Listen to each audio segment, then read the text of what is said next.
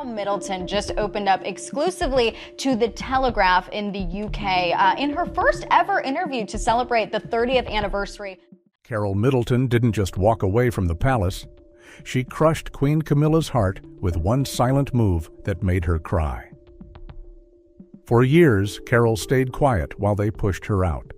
One cold morning, she walked into Buckingham Palace with a briefcase that would shake the palace forever. Tune in, because when Carole opened it, Camilla broke like glass. A rift written in silence. Carole Middleton never asked to be a symbol. She had built a world on effort, not titles, a home brimming with hard-earned warmth, not inherited tradition. When her daughter Catherine married into the royal family, Carole thought she could blend the two worlds, the steadfast comfort of home with the rigid, glinting traditions of Buckingham Palace. For a while, it seemed possible. Smiles at the wedding, posed family portraits, polite handshakes. But beneath the polished surface, old prejudices coiled tight, hidden in the folds of royal ceremony. But cracks were forming, and Carole was about to fall through them. The early years after the wedding were a test Carole never signed up for.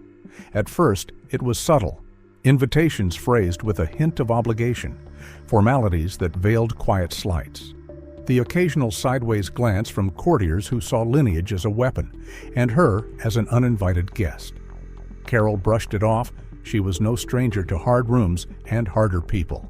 Her instincts told her to stay gracious, stay silent. To not give the courtiers sharpening their smiles the satisfaction of watching her stumble. Silence, she decided, was a shield. Yet as Catherine's role grew, so did the distance. Access to her daughter became a negotiation of schedules, appearances, and ceremonies. What had once been spontaneous phone calls became rare, cautious exchanges filtered through layers of staff and obligations. Christmas, once marked by fireside laughter and homemade traditions, turned into a formality dictated by palace clocks and seating charts. Carole found herself frozen on the sidelines, waving through a window into a world she had once hoped to share, not invade. When Prince George was born, Carole's heart swelled, not just with love for her grandson, but with a renewed hope. Here was a chance to be close, to weave her family's thread into the royal tapestry. She imagined mornings of nursery songs, holidays filled with the smells of cinnamon and pine, moments where tradition could be rewritten in softer, kinder ink. But the palace had other plans. Nannies with crisp uniforms and colder smiles took the roles she had hoped to fill. Protocol trumped instinct.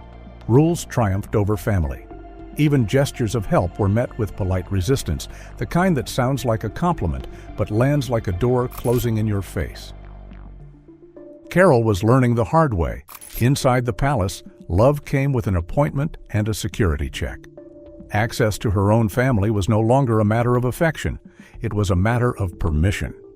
Meanwhile, Queen Camilla, who had once been branded an outsider herself, seemed to entrench herself ever deeper into the monarchy's roots. She understood the unspoken codes Carole could never crack. Where Carole brought warmth, Camilla brought tradition. Where Carole suggested collaboration, Camilla championed hierarchy.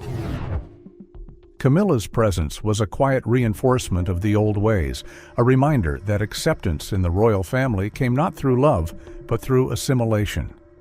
Each year, the walls grew higher, and Carole, for all her resilience, felt the weight of every slight, every overlooked glance, every lukewarm smile. She wasn't just being excluded, she was being erased, one silent decision at a time.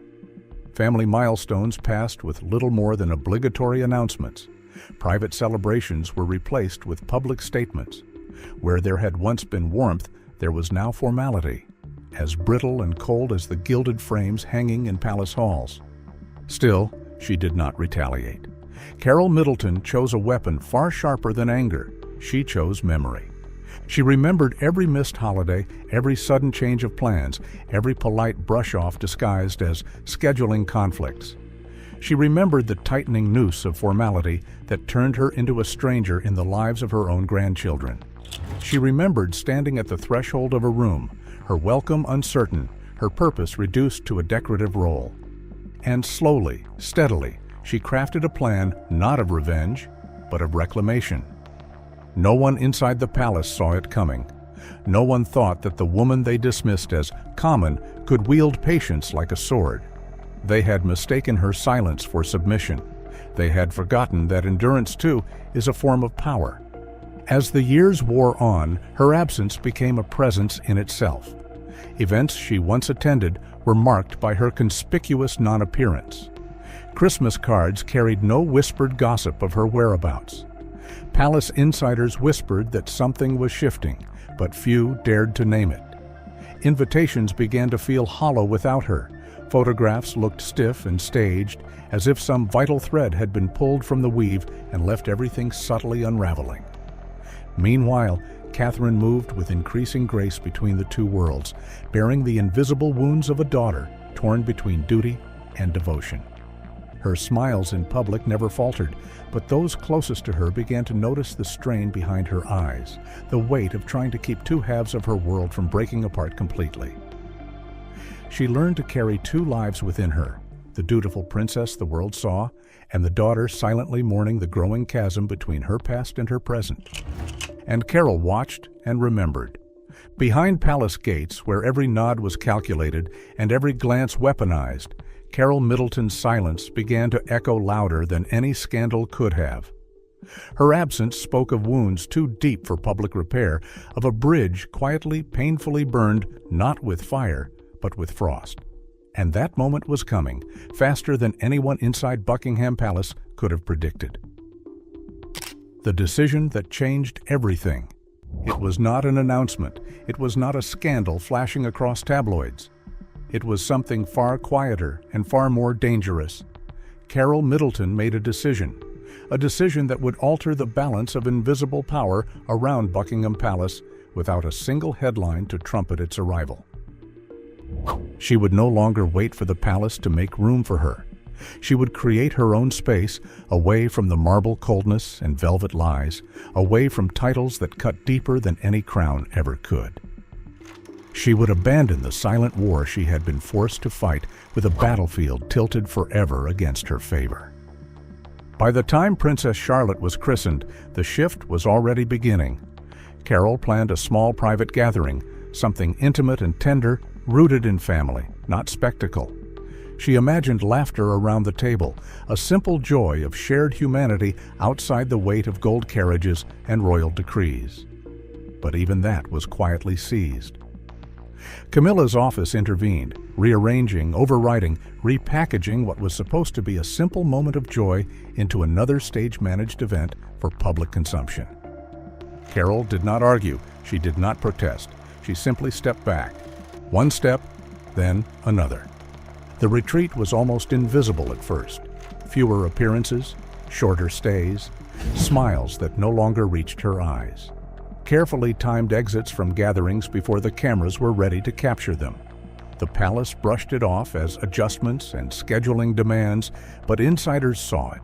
The Middletons were being slowly edited out, not with cruelty, but with a precision so practiced it might as well have been bred into the bricks of the palace itself. But what the monarchy did not realize was that Carole was not leaving in defeat. She was recalibrating, realigning her steps in a direction where no one could shove her into the margins again. She had endured enough frost to know where the real warmth of life resided. For every door closed to her, she opened another elsewhere, in private, on her terms. She strengthened friendships outside royal circles, cultivated influence among people who measured success by loyalty, not lineage. Her business endeavors sharpened. Her reputation among everyday Britons quietly grew, not with ostentation, but with undeniable steadiness. By 2018, at Prince Charles's 70th birthday celebration, the tension was palpable. Guests raised champagne glasses in glittering halls. Music floated on air thick with history. But the old resentment simmered just below the surface. Carole felt it in the way conversations shifted when she approached, in the way eyes slid past her presence as if acknowledging her would stain a centuries-old tapestry. Carole stood with dignity among the aristocrats who had never welcomed her. The quiet barbs disguised as jokes, the pointed discussions of lineage and heritage. She had weathered them all. She listened to their brittle laughter, their coded slights wrapped in velvet words, and she did not flinch. But that night, when she overheard a conversation about new money and the irreplaceable value of bloodlines, something inside her shifted for good. No names were mentioned. They did not need to be. The venom was veiled but unmistakable, hanging in the air like invisible smoke only the intended targets could smell. In that moment, Carole Middleton understood something with crystalline clarity. No matter how poised her public face remained, no matter how respectfully she conducted herself, she would never be seen as enough by those who weighed human worth in centuries and titles. Her success, her efforts, her character, none of it mattered in a world that had decided the moment she entered that she was unworthy. And she made a decision, not out of rage, not out of resentment, out of resolve. She would not fight for a seat at a table that would never welcome her. She would build her own, a table rooted in authenticity, not aristocracy, in loyalty, not legacy. From that night on, Carole moved with deliberate quiet. No more pushing for invitations, no more attempts to bridge an unbridgeable divide, no more offering family gestures to people who saw her only as an outsider in silk. She allowed the palace to fold inward upon itself, suffocating under its own rigid codes, while she flourished in spaces free of such chains. Instead, she turned inward, toward her community, her business, her grandchildren in the spaces she could still reach. She poured herself into nurturing what could grow outside the shadow of the crown. And more importantly, she paid attention. She watched the movements of the palace not with bitterness, but with calculation. She listened to whispers not as gossip, but as information. She connected dots that others thought scattered too far apart to matter. She became a silent archivist of the court's shifting winds, a historian of its hypocrisies. Financial choices that seemed odd, shifts in charity funding, property maneuvers disguised as royal duty. Patterns emerged, subtle but undeniable. Patterns that spoke not just of coldness toward her family, but of a larger story about power, preservation, and pretense. Carole Middleton, mother, entrepreneur, outsider, was quietly assembling something no royal insider expected: a map of influence. Not to overthrow, not to scandalize, but to understand where true strength lived and how easily old empires could crack when they ignored the people who chose patience over pride. Every canceled visit, every redirected holiday, every slight. Piece by piece, she built a picture of how the palace protected its own interests, even when it cost real human bonds. Piece by piece, she built her case, not to wage a war of headlines, but to wage a war of presence, of existence too steady to erase. By early 2024, the fabric of polite fiction began to fray. Those who paid attention saw the signs: coldness at events, forced smiles that slipped too easily, a distance between Queen Camilla and Carole that could no longer be concealed by choreographed photos. Photographers tried to catch warmth between them and found only frost. And then, in March, at Prince Louis's school concert, the truth became impossible to deny. The two women, once photographed side by side in fragile unity, now stood at opposite ends of the room. No smiles, no greetings, only a silence so sharp it cut through the gathering like glass. Carole's eyes met Camilla's across the room once, briefly, and what passed between them was not anger. It was finality. Prince William moved between them, trying to stitch back together something that had long since unraveled. His efforts were noble, but they were not enough. The Middletons and the Windsors had become tectonic plates, shifting quietly for years, now grinding audibly against each other. Cracks formed not through public scandal, but through years of quiet neglect. And in the center of that seismic shift stood Carole Middleton, no longer asking for space. She had taken it. She had written her defiance not in headlines or scandals, but in actions measured and deliberate, in smiles withheld, in footsteps redirected away from marble halls. And Queen Camilla, The woman who once knew what it meant to be pushed aside was now standing on the wrong side of history, watching a tide she could no longer control. And it had only just begun. The briefcase that broke the silence. The palace walls had always been built to contain more than just people. They held secrets, power, alliances, betrayals. Over centuries, they had absorbed it all, turning whispers into walls so thick that even the sharpest scandals barely left a mark. They were designed to protect the monarchy not just from external enemies, but from internal decay. Yet history teaches that no wall, however ancient, remains impervious forever. But no wall is perfect forever. On a cold morning in February of 2025, Carole Middleton arrived at Buckingham Palace alone. No entourage, no press, no performance. Just a simple leather briefcase clutched in her hand. Her presence, though quiet, carried a gravity that seemed to warp the air itself. Footmen glanced up, secretaries hesitated mid-call. An invisible signal passed through the corridors. Something was about to change. To outsiders, it seemed like nothing, just a visit. Another in-law blends into the background. But behind those thick oak doors, inside rooms steeped in tradition and strategy, what unfolded was anything but ordinary. It was not a negotiation. It was not a confrontation. It was a presentation as methodical as it was devastating. Inside that briefcase were not demands, not accusations shouted across a polished table.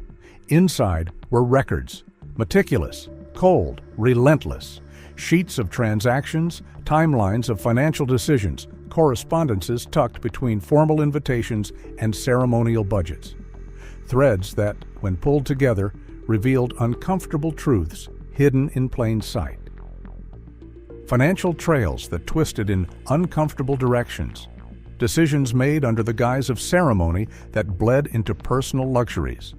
Shifts in roles and responsibilities within the palace that, when laid side by side, painted a picture not of tradition, but of maneuvering. The art of maintaining a facade while slowly repurposing power for personal comfort. Carole had not come to beg for respect. She had not come to reclaim a seat at a table that had always been set for others. She had come to remind the monarchy that erasure works both ways. That memory, when wielded correctly, could fracture even the oldest institutions.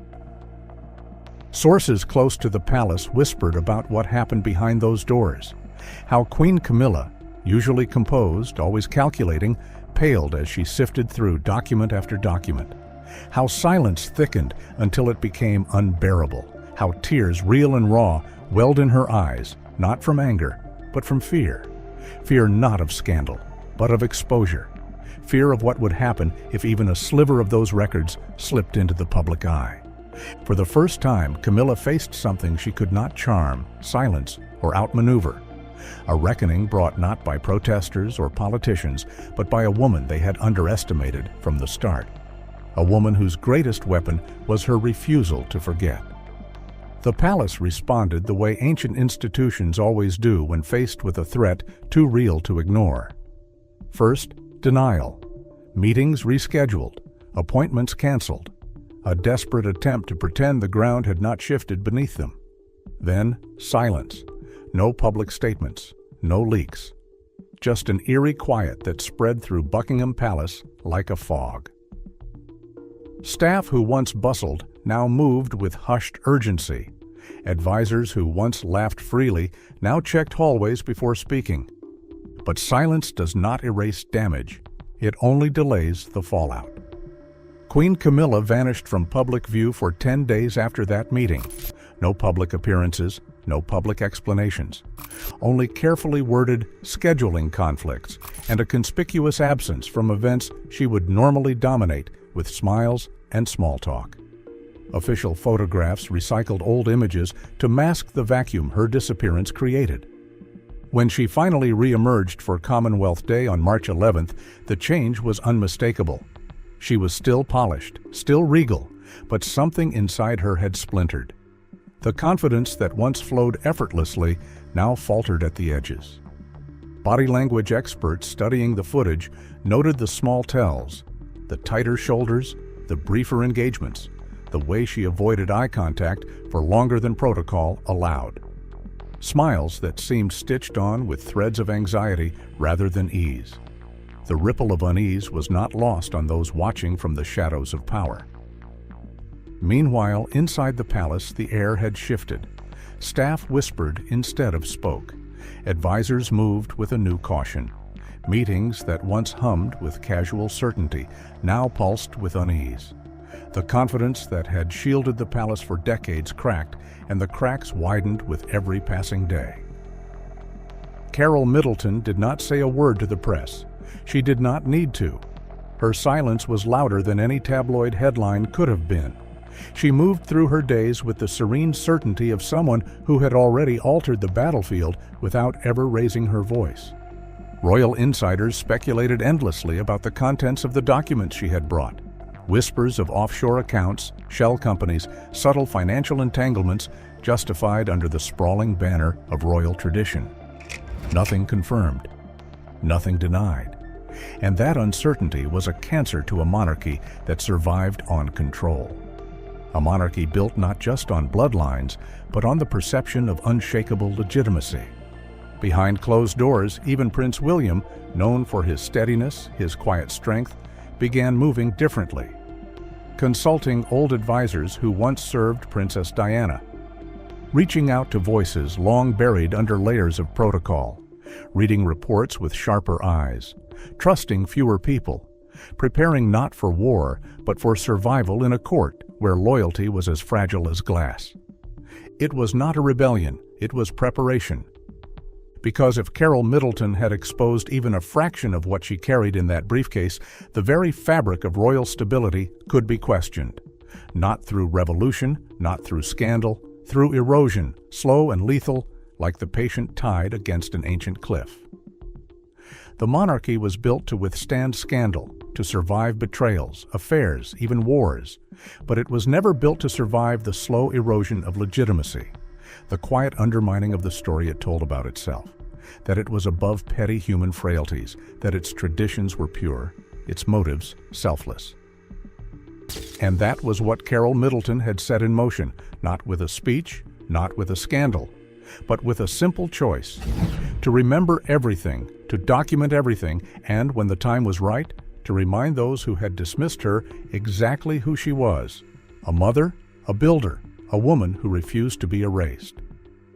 And now the question hanging heavy over Buckingham Palace was not whether they could survive the storm, it was whether the storm had even truly begun, because a briefcase had cracked the silence. And silence, once broken, can never be repaired. A crown without noise. While the palace tried to patch over the cracks with stiff smiles and staged appearances, something deeper and quieter was happening. A shift no ceremony could disguise. It began not with Carole Middleton herself, but with her daughter. Catherine, Princess of Wales, had always played the long game. From the moment she stepped into the public eye, she had mastered patience, diplomacy, and silence. She understood better than most that in the royal world, real power is never seized loudly. It is inherited quietly, moved subtly, claimed without a single word spoken out of place. And now, with the palace reeling from the fallout of her mother's quiet stand, Catherine began to step forward. Not with rebellion, with presence, with a kind of authority that needed no declarations. As Queen Camilla pulled back from public life, Catherine's profile only grew. Her calendar, once filled with ceremonial visits and charity galas, shifted into something more commanding. She was no longer just a supporting figure. She was becoming the centerpiece. Meetings that once excluded her now centered around her. Consultations that once passed over her now sought her. Her voice, always measured, became more influential behind the palace doors where real decisions were made. She was no longer simply the future queen consort. She was becoming a quiet architect of the monarchy's next chapter. And all of it unfolded without drama, without a single headline screaming revolution, without a single moment of scandal. Power, the real kind, does not announce itself. It accumulates. Foot by foot, gesture by gesture, decision by decision. Catherine understood that patience was not just a virtue, it was a weapon. In April of 2025, it became undeniable even to the most loyal royal watchers. Catherine's office, once tucked away in a modest wing of Kensington Palace, was moved. Repositioned steps from King Charles's private working quarters, the kind of relocation that carried centuries of meaning. In the palace, distance is power, proximity is an influence. She was now close enough to the heart of monarchy not just to serve it, but to shape it. William, steady and loyal, relied on her counsel more openly. Their public appearances, once rehearsed for cameras, now flowed with a quiet unity that was impossible to ignore. They were not just heirs, they were leaders. Their steps matched in pace and purpose, reflecting a private bond strengthened by shared vision rather than duty alone. And yet, Catherine moved with the same grace she always had. No grand speeches, no cutting comments, just steady steps forward. Even her wardrobe sent messages sharper than words, blending affordable brands with couture, crafting an image both aspirational and relatable at a time when Britain needed both. Social media, once stiff and formal, now offered glimpses of real moments. Children laughing, hands muddy from gardening, casual glances filled with love. It was not chaos. I was careful. It was crafted. It was a redefinition. Each choice, each image, built a quiet empire of loyalty beyond the palace gates, rooting the future of the crown, not in fear, but in affection. Meanwhile, Queen Camilla's presence continued to dim. Her appearances, when they happened, were briefer. Her smiles tighter. Her circle is smaller. The effortless ease she once wielded at receptions now seemed labored, her laughter brittle. Inside Buckingham Palace, the corridors whispered a new truth. The future of the monarchy was no longer in the hands of those clinging to tradition.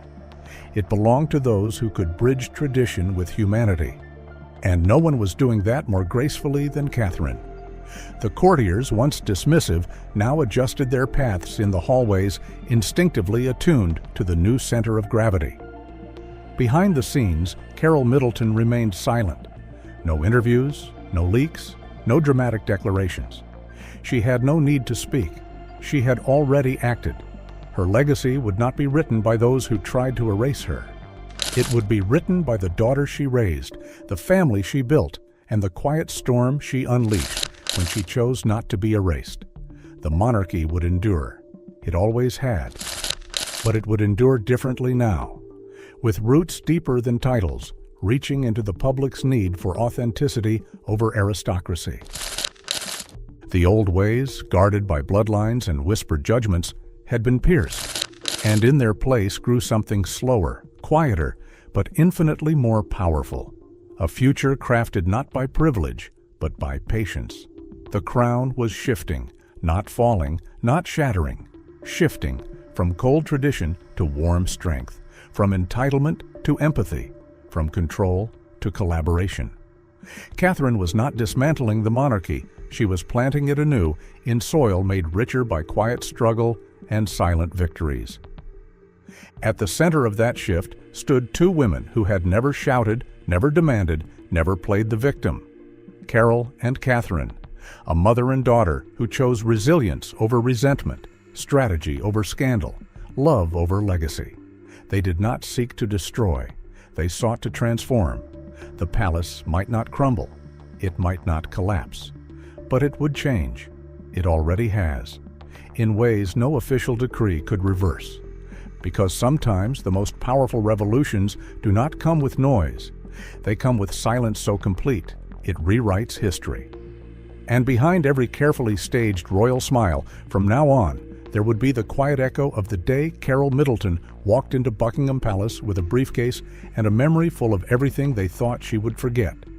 And that, more than any scandal or headline, was what left Queen Camilla in tears. Because true power does not fight for attention. It waits. It remembers.